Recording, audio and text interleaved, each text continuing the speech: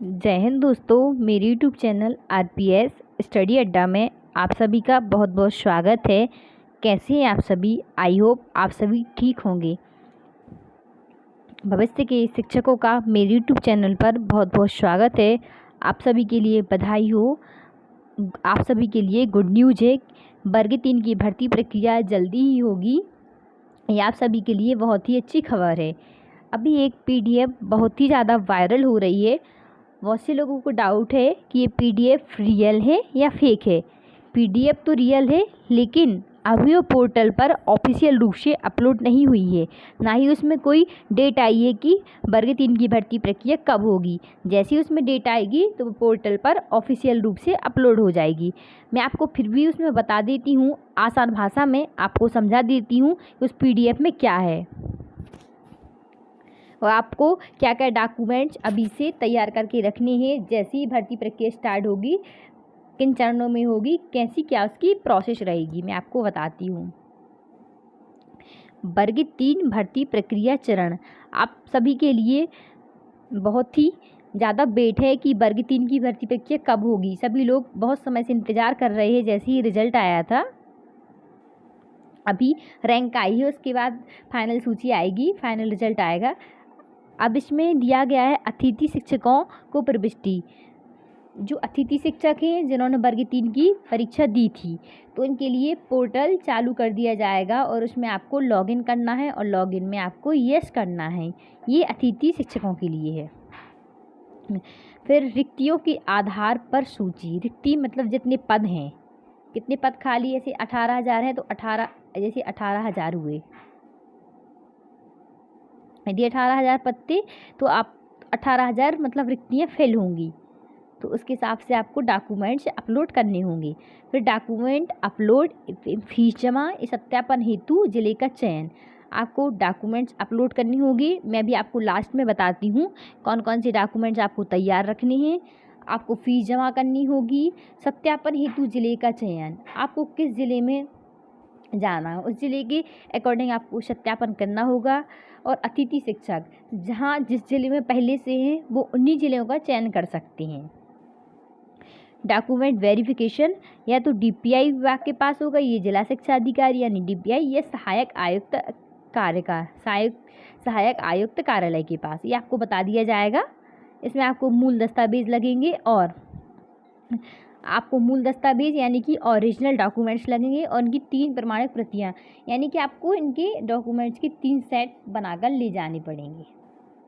Final सूची आएगी। इसके बाद आपका जो डॉक्यूमेंट्स वेरिफिकेशन हो जाएगा, किस किस के डॉक्यूमेंट इसमें सही अप्रूवल हुए हैं, उसके अकॉर्डिंग आपकी फाइनल सूची आएगी। फाइनल सूची में जिसका नाम होगा,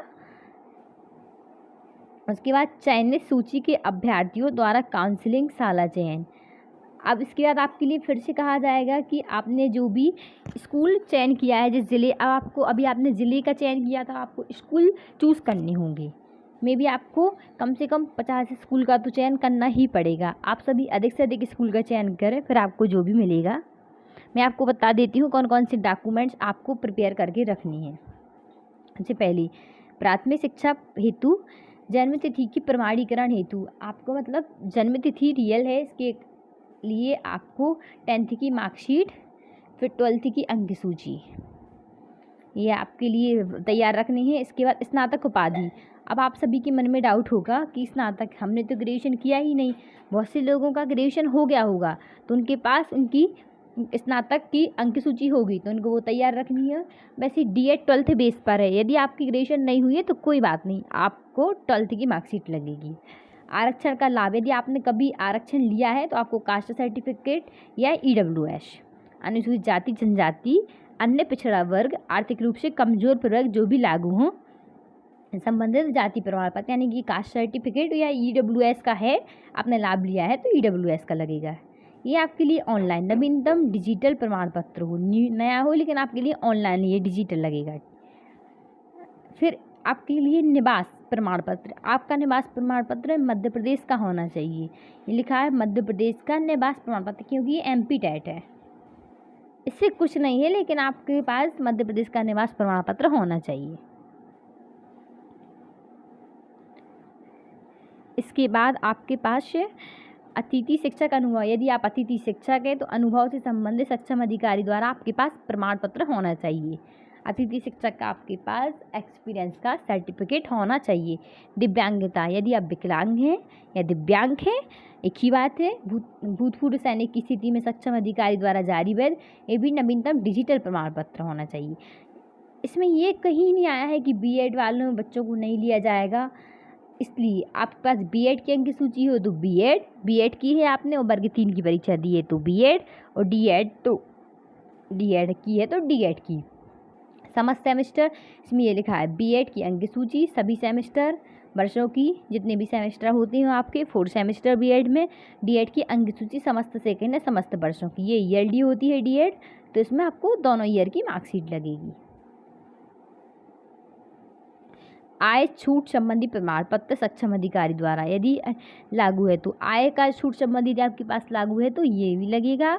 उपनाम परिवर्तन की स्थिति में शपथ, यदि आपको उपनाम से रिलेटिव कोई प्रॉब्लम है तो आपके लिए राजपत्र या शपथ पत्र बनवा कर रेडी रखना है, ये भी लगेगा आपके लिए।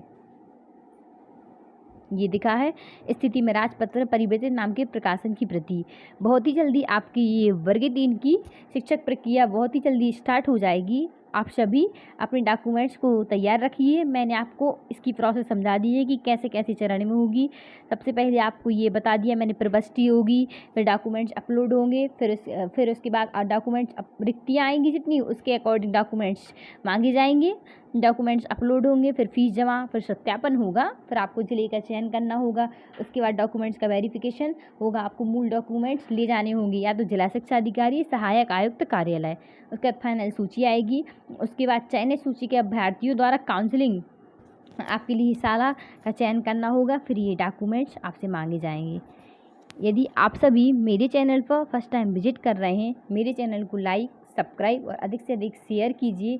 यदि आप सभी को कोई डाउट हो तो आप सभी कमेंट बॉक्स में पूछ सकते हैं। धन्यवाद दोस्तों।